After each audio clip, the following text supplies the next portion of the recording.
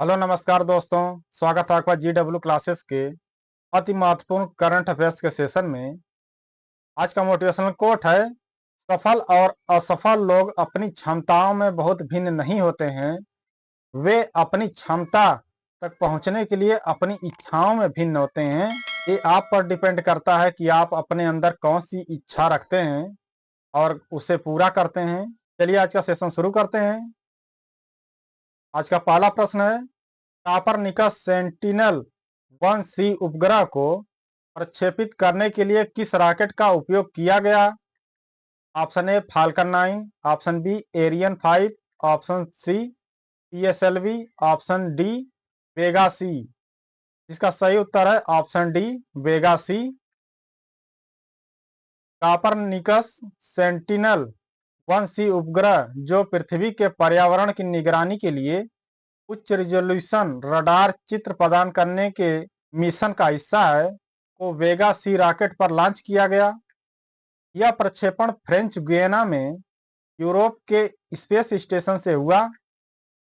यह उपग्रह सेंटिनल-1 श्रृंखला की क्षमताओं को बढ़ाता है, वैज्ञानिक अनुसंधान, पर्यावरण निगरानी और समुद्री यातायात ट्रैकिंग का समर्थन करता है। वेगा सी का चयन उन्नत पृथ्वी अवलोकन उपग्रहों को भेजने के लिए इसकी विश्वसनीयता और उपयुक्तता को दर्शाता है। अगला प्रश्न, कौन सा भारतीय राज्य हिमभोग नामक मक्का का आटा लॉन्च करने के लिए तैयार है? Option A Himachal Pradesh, option B Uttarakhand, option C Punjab और ऑप्शन डी हरियाणा। इसका सही उत्तर है ऑप्शन ए हिमाचल प्रदेश। हिमाचल प्रदेश सरकार प्राकृतिक खेती के माध्यम से उत्पादित मक्का के आटे का ब्रांड हिमभोग पेश कर रही है। इस पहल में प्राकृतिक खेती करने वाले 1506 किसान परिवारों से 4000 क्विंटल से अधिक मक्का खरीदा जाएगा। इसमें सोलन, चंबा और मंडी जिलों से सबसे अधिक योगदान मिलेगा। इस पहल का उद्देश्य टिकाऊ खेती के तरीकों को बढ़ावा देना और स्थानीय किसानों की आय बढ़ाना है, साथ ही प्राकृतिक पर्यावरण के अनुकूल उत्पादन विधियों पर जोर देना है। अगला प्रश्न, अंतर्राष्ट्रीय चीता दिवस प्रतिवर्ष किस तारीख को मनाया जाता है?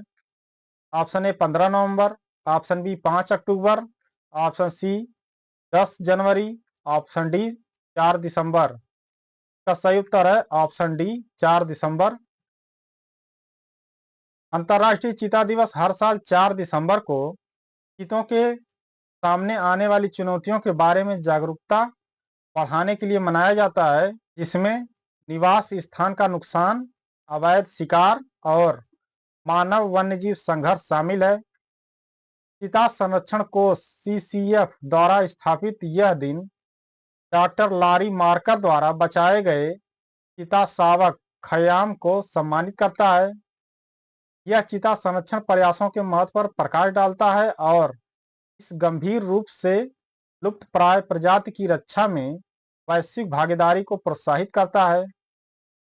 जंगल में 7000 से भी कम चीते बचे हैं, इसलिए इस दिन का उद्देश्य निवास स्थान की बहाली और प्रजनन कार्यक्रमों जैसे कार्यों को प्रेरित करना है। अगला प्रश्न, कौन सा देश पहली बार संयुक्त राष्ट्र नारकोटिक ड्रग्स आयोग के 68वें सत्र की अध्यक्षता कर रहा है? Option A Sri Lanka, option B चीन, ऑप्शन सी भारत और ऑप्शन डी जर्मनी। इसका सही उत्तर है ऑप्शन सी भारत। भारत को पहली बार संयुक्त राष्ट्र के नारकोटिक ड्रग्स आयोग CND के 68वें सत्र की अध्यक्षता करने के लिए चुना गया। वियना में संयुक्त राष्ट्र में भारत के स्थायी प्रतिनिधि शंभु कुमारन ने यह महत्वपूर्ण भूमिका निभाई है। CND एक महत्वपूर्ण नीति निर्माण निकाय है, जिसका काम वैश्विक नशीली दवाओं के रुझानों की निगरानी करना और संतुलित और प्रभावी नशीली दवाओं से प्रतिबंधित नीतियों को तैयार करने में सदस्य देशों की सहायता करना है, जो महत्वपूर्ण मुद्दों पर अंतर्राष्ट्रीय नीति निर्माण में भारत के नेतृत्व को उजागर करता है। अगला प्रश्न, भारत में प्रतिवर्ष सशस्त्र सेना झंडा दिवस किस तारीख को मनाया जाता है? ऑप्शन ए 7 दिसंबर, ऑप्शन बी 15 दिसंबर, ऑप्शन सी 26 जनवरी और ऑप्शन डी 15 अगस्त। का सही उत्तर है ऑप्शन ए 7 दिसंबर। सशस्त्र सेना झंडा दिवस भारत में हर साल 7 दिसंबर को सेना, नौसेना और वायुसेना सहित भारतीय सशस्त्र बलों के बलिदान और समर्पण का सम्मान करने के लिए मनाया जाता है। रक्षा मंत्रालय द्वारा 7 दिसंबर 1949 को स्थापित यह दिन सशस्त्र बलों के सैनिकों, सेना प्रमुखों और उनके परिवारों के कल्याण का समर्थन करने के लिए प्रतीकात्मक झंडों के वितरण के माध्यम से धन एकत्र करने के लिए मनाया जाता है। यह उनकी वीरता को याद दिलाता है और देश की सुरक्षा की रक्षा करने वालों के प्रति नागरिकों में एकता, देशभक्ति और कृतज्ञता को बढ़ावा देता है। अगला प्रश्न, किस संगठन ने अभिनव उत्पाद विकास के लिए तीसरा पीएसयू परिवर्तन पुरस्कार जीता? Option A NTPC, option B SECI, option C PHEL, option D NHPC.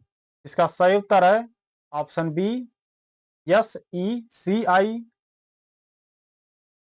Solar energy corporation of India SECI को डिस्कॉम्स के लिए डिजाइन किए गए अपने firm dispatchable renewable energy FDRE supply model के लिए इनोवेटिव प्रोडक्ट डेवलपमेंट के लिए तीसरा पीएसयू ट्रांसफॉर्मेशन अवार्ड मिला।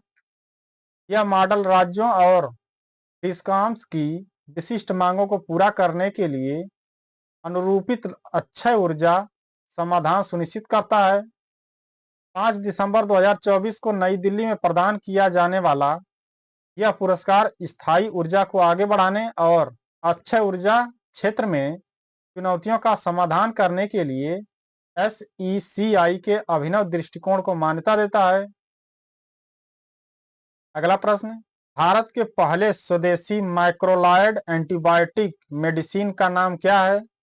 Option A nafithromycin, option B azithromycin, option C erythromycin और ऑप्शन डी क्लेरिथ्रोमाइसिन। इसका सही उत्तर है ऑप्शन ए नाफेथ्रोमाइसिन। नाफेथ्रोमाइसिन भारत का पहला घरेलू माइक्रोलाइड एंटीबायोटिक है जो एंटीमाइक्रोबियल प्रतिरोध एएमआर से निपटने में एक महत्वपूर्ण प्रभावी साबित हुआ है। एएमआर वैश्विक स्वास्थ्य के लिए एक गंभीर खतरा है जो अकेले भारत में सालाना 6 लाख मौतों का कारण बनता है। 30 वर्षों के शोध के बाद विकसित नेफेथ्रोमाइसिन को चरण 3 परीक्षणों के लिए बायोटेक उद्योग कार्यक्रम के तहत बीरैक से 8 करोड़ रुपए का वित्त पोषण मिला है। यह नवाचार एंटीबायोटिक विकास में भारत की प्रगति और एएमआर संकट को समाप्त करने की उसकी प्रतिबद्धता को दर्शाता है। अगला प्रश्न, हाल ही में एशियाई क्रिकेट परिषद एसीसी का अध्यक्ष किसे नियुक्त किया गया है? Option A Jay Shah, option B Shammi Silva, option C Kathy Dalton Bigg, option D Robert Califf. का सही उत्तर है option B Shammi Silva. Sri Lanka cricket के अध्यक्ष सम्मी सिल्वा को एशियाई क्रिकेट परिषद एसीसी का अध्यक्ष नियुक्त किया गया है। वे अपने साथ बहुत अनुभव लेकर आए हैं। उन्होंने पहले एसीसी वित्त और विपणन समिति की अध्यक्षता की है। सिल्वा ने निवर्तमान अध्यक्ष जय शाह की महत्वपूर्ण उपलब्धियों को स्वीकार किया, जिसमें एसीसी एशिया कप 2024-31 के लिए रिकॉर्ड वाणिज्यिक अधिकार हासिल करना और नए आयोजन ढांचे को पेश करना शामिल है, जो एसीसी के लिए एक आशाजनक कार्यकाल का संकेत देता है। अगला प्रश्न, अंतर्राष्ट्रीय नागरिक विमानन दिवस प्रत्येक वर्ष किस तारीख को मनाया जाता है? ऑप्शन ए 15 जनवरी, ऑप्शन बी 7 दिसंबर, ऑप्शन सी 20 अक्टूबर, ऑप्शन डी 5 नवंबर। का सही उत्तर है ऑप्शन बी 7 दिसंबर। अंतर्राष्ट्रीय नागरिक विमानन दिवस ICAD हर साल 7 दिसंबर को वैश्विक विकास को बढ़ावा देने में नागरिक विमानन की महत्वपूर्ण भूमिका का सम्मान करने के लिए मनाया जाता है। यह दिन पहली बार 1994 में शिकागो कन्वेंशन पर हस्ताक्षर की 50वीं वर्षगांठ के अवसर पर मनाया गया था, जिसने नागरिक विमानन के लिए अंतर्राष्ट्रीय नियम स्थापित किए थे। 1996 में संयुक्त राष्ट्र महासभा ने आधिकारिक तौर पर 7 दिसंबर को अंतर्राष्ट्रीय नागरिक विमानन दिवस के रूप में घोषित किया, जिसमें आर्थिक प्रगति, वैश्विक संपर्क और सांस्कृतिक आदान प्रदान पर विमानन के महत्वपूर्ण प्रभाव पर प्रकाश डाला गया। अगला प्रश्न, वित्त वर्ष 2025 में भारत के लिए OECD का GDP वृद्धि पूर्वानुमान क्या है? Option A 6.6%, option B 6.7%, option C 6.8%, option D 6.9% और जिसका सही उत्तर है ऑप्शन सी 6.8%।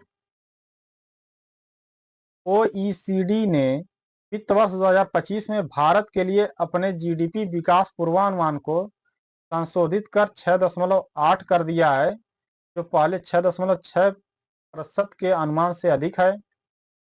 इस सकारात्मक दृष्टिकोण का श्रेय मजबूत निवेश, ऋण वृद्धि और बेहतर कृषि उत्पादन को दिया जाता है, जबकि निर्यात वृद्धि धीमी बनी हुई है। सार्वजनिक बुनियादी ढांचे पर खर्च और निजी निवेश में अगले वर्षों में 6.9% की वृद्धि बनाए रखने की उम्मीद है। उल्लेखनीय रूप से व्यापार क्षेत्र का लाभ GDP के सापेक्ष 15 साल के उच्च स्तर पर पहुंच गया है, जो मजबूत आर्थिक गति को दर्शाता है। अगला प्रश्न, संयुक्त राष्ट्र महासभा ने किस तारीख को विश्व ध्यान दिवस घोषित किया है? ऑप्शन ए 1 दिसंबर, ऑप्शन बी 15 दिसंबर, ऑप्शन सी 21 दिसंबर और ऑप्शन डी 10 दिसंबर। का सही उत्तर है ऑप्शन सी 21 दिसंबर।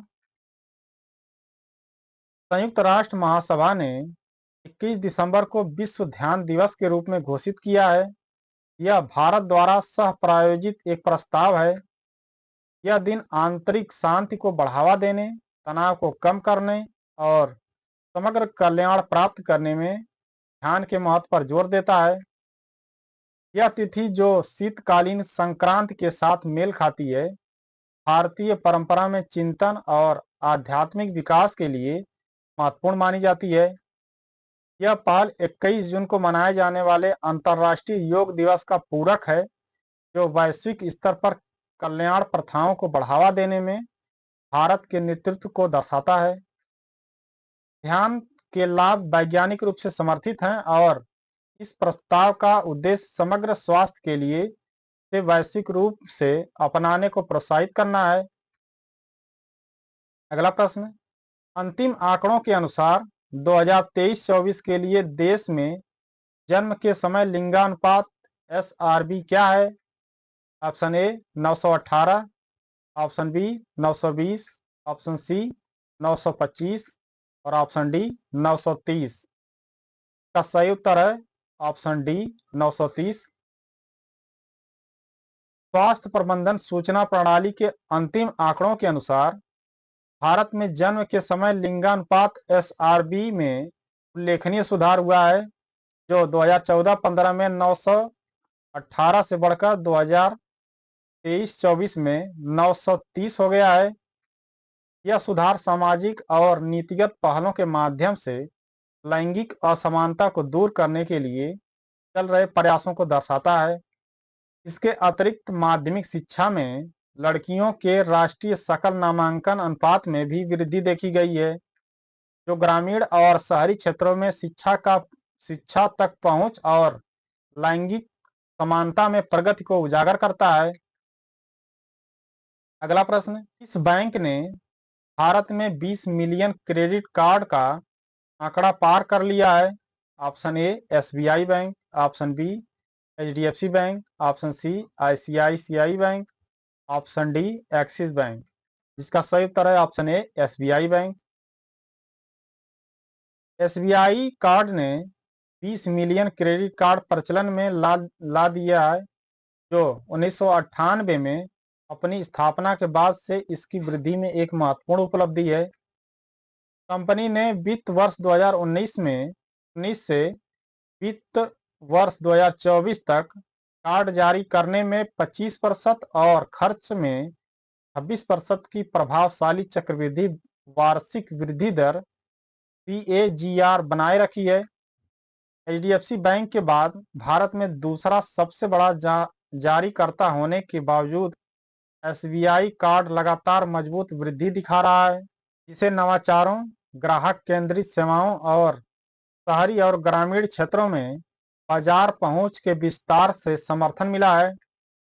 अगला प्रश्न, लिटिल गर्ल बर्ड जिसे हाल ही में दिल्ली NCR में देखा गया, किस क्षेत्र का मूल निवासी है? ऑप्शन ए दक्षिण America, option B Eurasia, option C Antarctica और ऑप्शन डी ऑस्ट्रेलिया। का सही उत्तर है ऑप्शन बी यूरेशिया। यूरेशिया का मूल निवासी पक्षी लिटिल गर्ल पहली बार NCR में देखा गया। यह दुनिया की सबसे छोटी गर्ल प्रजाति है, जिसकी लंबाई 25 से 30 सेंटीमीटर और पंखों का फैलाव 61 से 78 सेंटीमीटर और वजन 68 से 162 ग्राम होता है। यह पक्षी लैरिडे परिवार से संबंधित है और प्रवासी है। उत्तरी यूरोप में प्रजनन करता है और पश्चिमी यूरोप, भूमध्य सागर और उत्तर पूर्वी अमेरिका के तटीय क्षेत्रों में सर्दियां बिताता है। यह समुद्र तटों, मुहाना, झीलों, नदियों और दलदलों में रहता है। इसे IUCN रेड लिस्ट में सबसे कम चिंता के रूप में वर्गीकृत किया गया है। आज का सेशन यहीं पर पूर्ण होता है। दोस्तों, अगर वीडियो पसंद आई हो तो इसे लाइक करें और चैनल को सब्सक्राइब करें। पूरा वीडियो देखने के लिए बहुत बहुत धन्यवाद। जय हिंद, जय भारत।